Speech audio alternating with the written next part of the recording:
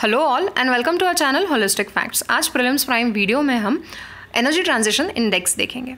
Energy transition index पहली बात तो रिलीज़ कौन करता है? World Economic Forum. ठीक है, ये इंडेक्स वर्ल्ड के इकोनॉमीज़ के ट्रांजिशन को देखता है। तो कौन से ट्रांजिशन की यहाँ पे बात हो रही है?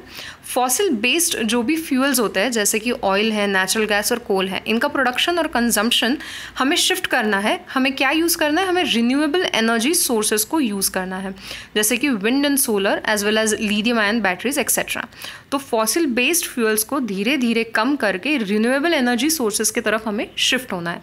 तो इसी ट्रांजिशन को इस इंडेक्स में देखा गया है कि कौन सी कंट्री कितनी रेडी है। ठीक है, तो यहाँ पे सिस्टम परफॉर्मेंस इम्परेटिव में देखा गया है कि कौन से कंट्रीज़ के किस प्रोजेक्ट्स जो भी है, ठीक है, वो वायबल कितने हैं या फिर उनका प्रोग्रेस कैसा है। तो उसके लिए 3 मेन पैरामीटर्स देखे गए हैं। Security and access, energy security और एनर्जी एक्सेस लोगों को किस तरीके से है वहाँ पे, एनवायरमेंटल सस्टेनेबिलिटी क्या है, और इकोनॉमिक ग्रोथ एंड डेवलपमेंट।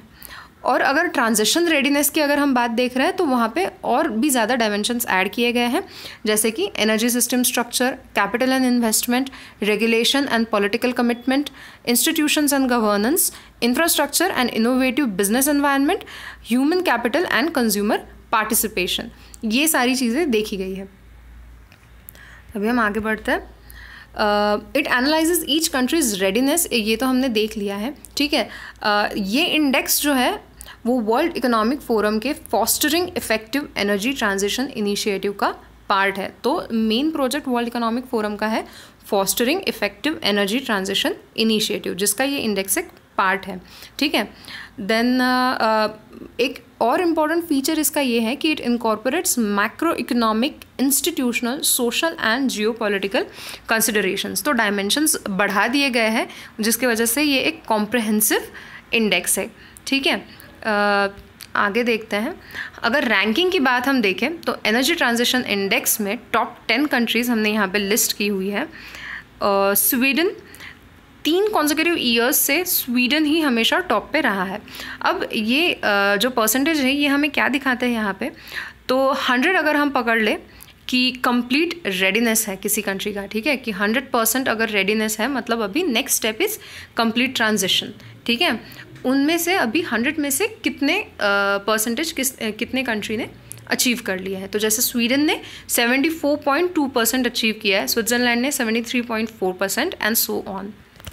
ठीक है, तो यहाँ पे ये टॉप 10 कंट्रीज़ दी हुई है। Sweden consecutively for the 3rd year top पे है, तो सबसे ज़्यादा रेडी कंट्री है। यूके और फ्रांस, ये सिर्फ 2 कंट्रीज़ है G20 इकोनॉमीज़ में से। G20 हम जानते हैं is a group of 20 countries, 20 world's leading economies. ठीक है, उनमें से सिर्फ 2 कंट्रीज़ ही टॉप 10 में यहाँ पर आ पाई है, और बाकी के जो भी हैं वो अदर स्मॉलर नेशंस है। ठीक है, तो नेक्स्ट हम देखते हैं।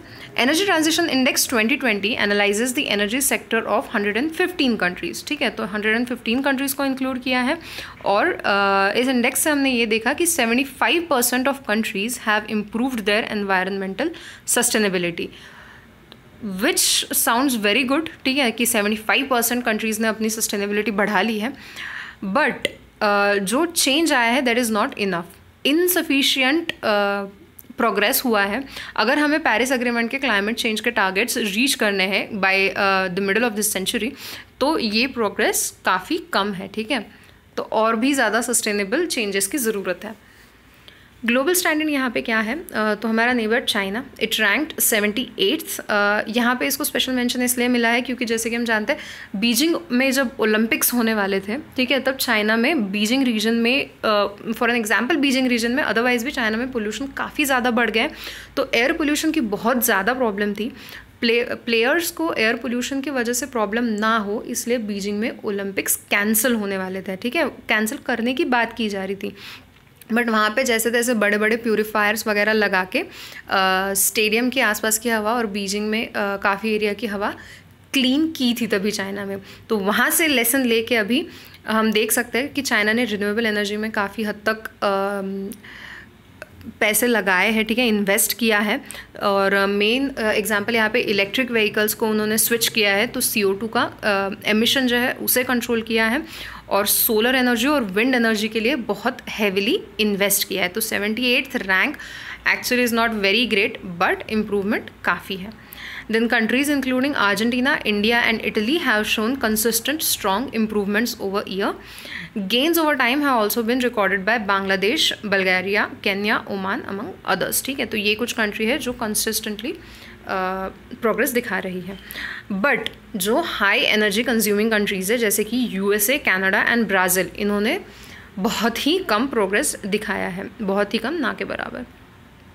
इंडिया स्पेसिफिक अगर हम फाइंडिंग्स देखते हैं तो India is one of the few countries जिन्होंने कंसिस्टेंटली हमने यहाँ पे प्रोग्रेस दिखाया है सिंस 2015। तो इंडिया का रैंक 74th है 2020 ETI में, ठीक है, which is again not so great, but यहाँ पे हमने कंसिस्टेंटली इम्प्रूवमेंट रखे and we are still on the path, ठीक है। और जो तीनों क्राइटेरियाज़ है, economic development and growth, energy access and security and environmental sustainability, तीनों में ही प्रोग्रेस है। और इंडिया में सबसे ज़्यादा ये प्रोग्रेस का क्रेडिट किसे जाता है कि government mandated renewable energy expansion programme जो है, जो हमारी मिनिस्ट्री, जो रिन्यूएबल एनर्जी मिनिस्ट्री है, उनके डैशबोर्ड पे भी कॉन्स्टेंटली प्राउडली आते रहता है। हमारा टारगेट पहले था 175 गीगावाट्स बाय 2022, और अभी उस टारगेट को हमने एक्सटेंड किया है 275 गीगावाट्स बाय 2027, ठीक है।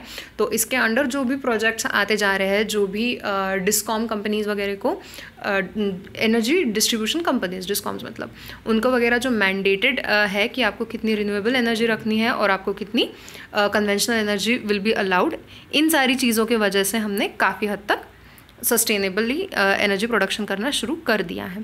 Then India has also made significant strides in energy efficiency through bulk procurement of LED bulbs, smart meters and programmes for labelling of appliances, ठीक है। उसके बाद कोविड-19 को यहाँ पे मेंशन किया गया था, ठीक है। कोरोना वायरस के वजह से होने वाला ये जो डिजीज़ है, अभी पैंडेमिक है ये करंट ऑन गोइंग, तो इसकी वजह से क्या इफेक्ट आया है, तो कोविड-19 could threaten the rate at which economies adopt more sustainable power, क्योंकि अभी पूरा शिफ्ट, पूरा फोकस कहाँ पर है, हॉस्पिटैलिटी, हॉस्पिटल्स और मेडिकल रिसर्च के लिए है, ठीक है। वहाँ पे पूरा फोकस है, लोगों को हेल्थ केयर प्रोवाइड करने के लिए पूरा फोकस है, ठीक है। और ऐसे केस में जब कोई फोकस शिफ्ट हो जाता है, तो जैसे अभी सारी कंट्रीज़ अपने अपने कैपेसिटी के हिसाब से सस्टेनेबिलिटी के तरफ बढ़ रही थी, बट अभी क्या हो गया है, अभी एक हॉल्ट आ गया है। देन अभी ऑनगोइंग प्रोजेक्ट्स तो चलेंगे, बट कोई भी नए प्रोजेक्ट्स जो है वो उठाए नहीं जाएंगे possibly. Robust long-term policies are needed to guard against shocks such as pandemic and climate change. Erosion of almost a third global energy demand. ये यहाँ पे हुआ है क्योंकि बहुत सारी कंट्रीज़ में लॉकडाउन है। इंडिया में भी हम जानते हैं 2-3 महीने से लॉकडाउन ही चल रहा है, ठीक है, जिसकी वजह से एनर्जी डिमांड कम हो गई है। Then unprecedented oil price volatilities and subsequent geopolitical implications भी हैं यहाँ पे। ऑयल प्राइस वॉलेटिलिटीज़ तो ये हमेशा का ही है, ये कहीं नहीं जाने वाला। देन डिलेड और स्टॉल्ड इन्वेस्टमेंट एंड प्रोजेक्ट्स, इसी के वजह से, क्योंकि पैंडेमिक की वजह से फोकस शिफ्ट हो चुका है। Then uncertainties over employment prospects of millions of energy sector workers, तो ये सारे कोविड-19 की वजह से इफ़ेक्ट आएंगे। तो इन सारे चीज़ों को ध्यान में रखते हुए अब वर्ल्ड इकोनॉमीज़ को कोशिश करनी है कि किस तरीके से वो स्विफ्टली एनर्जी ट्रांजिशन कर सके रिन्यूएबल एनर्जी की तरफ। So that is it for today, friends. I hope you liked this video, and if you did, please like, share and subscribe to our channel Holistic Facts. Thank you.